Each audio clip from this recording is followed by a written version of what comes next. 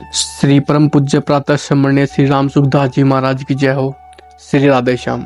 आज है भगवद गीता श्लोक 4, 5, 6 अध्याय 1 से। तीनों श्लोक इकट्ठे दे रखे हैं, तो प्लीज कृपया कर इसको अच्छे से श्रवण करें और चिंतन मनन करें। 4वां है अत्र सूरा महेश्वासा भीमार्जुन स्मा युधि युयुधानो विराटश्च द्रुपदश्च मार्थ है। 4वां श्लोक पूर्ण होता है। 5वां दृष्ट के तु चे कितान काशीराजश्च वीर्यमान है पुरुजित कुंती बोधश्च सबश्च नरपुंगुव है।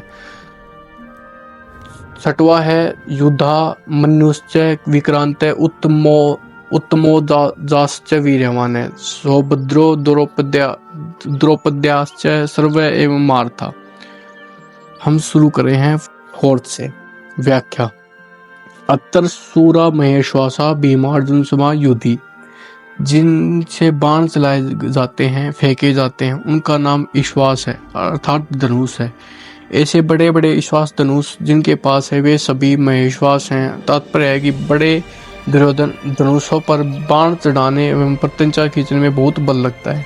जोर से खींचकर छोड़ा गया बाण विशेष मार करता है। ऐसे बड़े बड़े धनुष पास में होने के कारण वे सभी बहुत बलवान और सूरवीर हैं। वे मामूली योद्धा नहीं है। युद्ध में ये भीम और अर्जुन के समान है, अर्थात बल में ये भीम के समान और अस्त्र शस्त्र की कला में अर्जुन के समान है।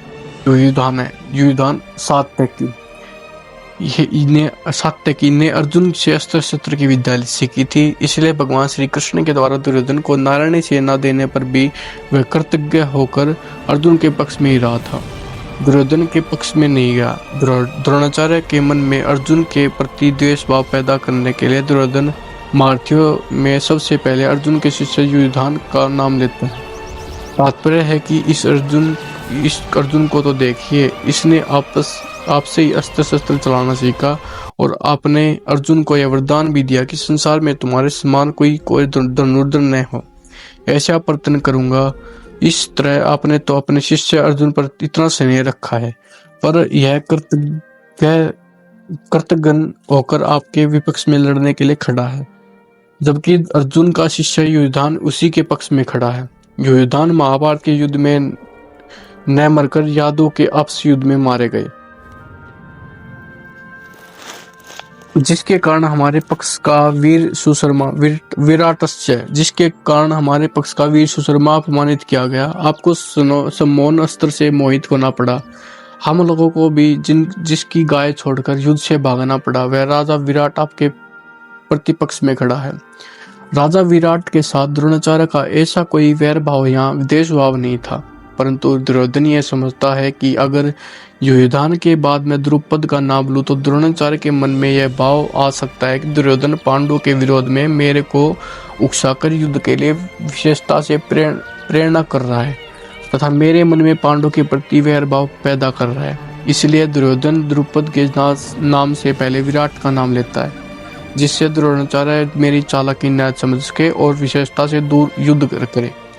राजा विराट, उत्तर, श्वेत और शंकर नामक तीनों पुत्रों सहित महाभारत युद्ध में मारे गए। द्रुपदश्च मार्थ है। आपने तो द्रुपद को पहले की मित्रता याद दिलाई, पर उसने सभा में यह कहकर आपका अपमान किया कि मैं राजा हूँ और तुम भिक्षुक हो, अतः तुम्हारी मित्रता कैसी, तथा वैर भाव के कारण आपको मारने के लिए पुत्र भी पैदा किया। वही मारती द्रुपद आपसे लड़ने के लिए विपक्ष में खड़ा है। राजा द्रुपद युद्ध में द्रोणाचार्य के हाथ से मारा गए। दृष्टकेतु, इस दृष्टकेतु कितना मूर्ख है कि इसके पिता शिशुपाल को कृष्ण ने भरी सभा में चक्कर से मार डाला। उसी कृष्ण ने पक्ष में एक लड़ने के लिए खड़ा है।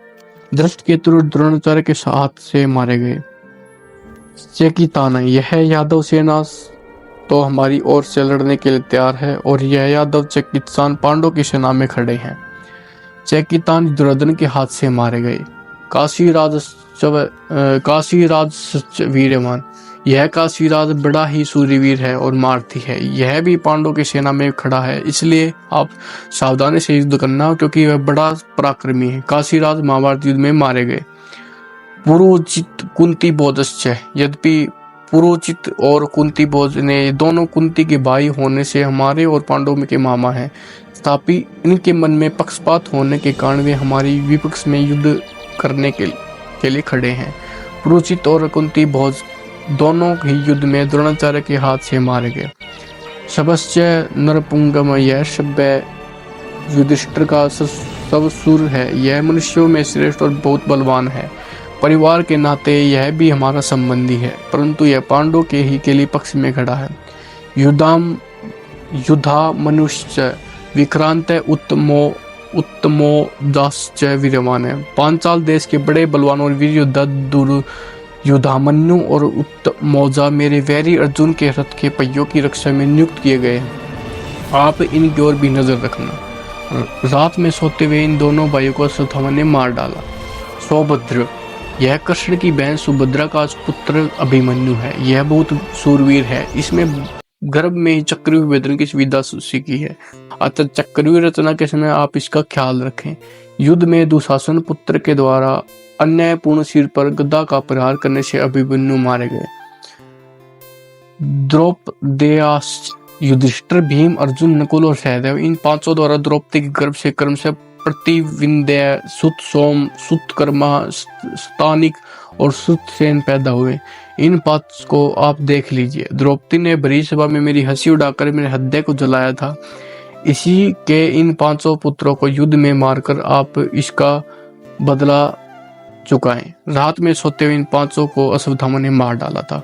श्रव एवं महारथा, ये सब के सब महारथी हैं जो शास्त्र और शस्त्र विद्या दोनों में प्रवीण हैं, और वे युद्ध में अकेले ही एक साथ 10,000 धनुर्धारी योद्धाओं का संचालन कर सकता है। इन वीर सपुत्र पुरुष को महारथी कहते हैं। वे मेरे बहुत से महारथी पांडव सेना में खड़े हैं।